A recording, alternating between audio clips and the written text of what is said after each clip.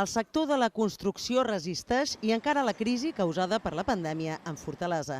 Ho diu el Col·legi Oficial d'Aparelladors i Arquitectes Tècnics de Mallorca, que apunta cap a un augment del 47% en el nombre d'habitatges nous visats en els primers 6 mesos de l'any.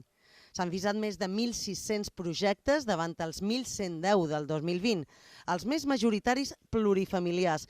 De gener a juny s'autoritzaren 1.034 habitatges d'aquesta classe, davant els 609 del mateix període del 2020 o els 645 de l'any anterior.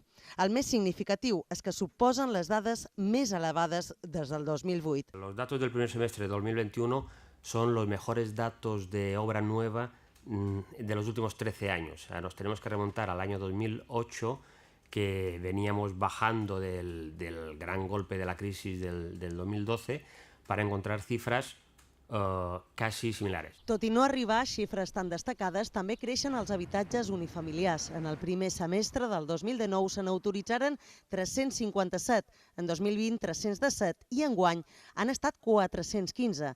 També és la xifra més alta dels darrers 13 anys.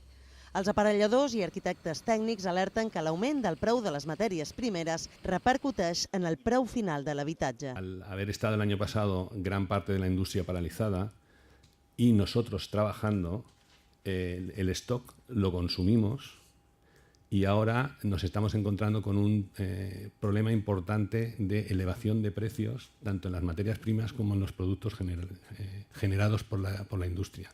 El sector pronostica que tancaran el pròxim semestre amb dades similars a les registrades fins ara.